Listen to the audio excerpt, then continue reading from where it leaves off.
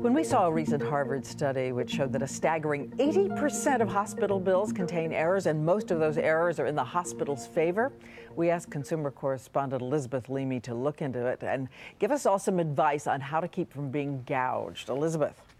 Diane, expensive mistakes on hospital bills are hard for most of us to detect because they're written in a mysterious language that we don't speak.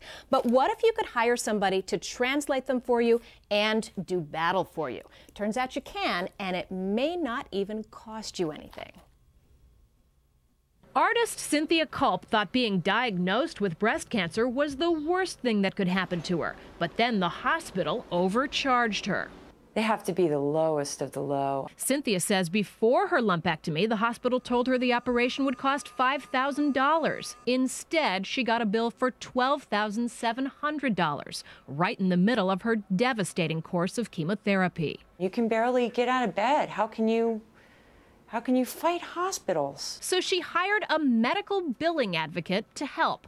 Holly Wallach found all sorts of classic errors on Cynthia's bill, like mismatches, drugs that appeared on the medical bill even though they weren't listed in the medical record, and double charges. The hospital charged Cynthia for 2 first hours in the recovery room. And when I pointed out how many first hours do you get, last I heard there was only 1, then he was very happy to take that charge off. She also found inflated charges. The hospital billed $192 for a post-operative support bra that Holly was able to find on the internet for just $19, 1/10 of the cost. That was one morning in one operating room, in one hospital, in one little town in the country. If you extrapolate that out to what's going on every day, it's mind-boggling. Other common mistakes, billing for things that ought to be included. That's like paying for the value meal and also being charged separately for the sides. Misplaced decimals. Look at this bill where a hospital charged $874 for an $87.40 medication.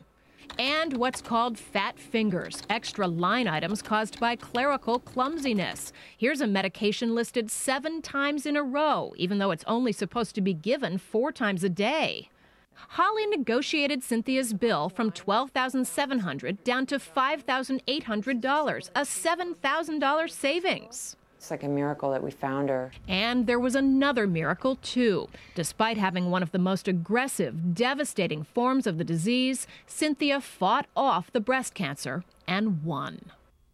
Medical billing advocates either charge an hourly fee ranging from $60 to $175, or they work on contingency. And in that case, they charge you 15 to 35% of the amount they save you. So you don't pay a dime unless they do lower your bills. And they're highly motivated to do just that, Diane. Well, those are staggering figures in those bills. Thank you so much, Elizabeth, for this. Sure. And everybody should go to our website for medical advocates and also, of course, more on spotting this in your bills. Our website, abcnews.com.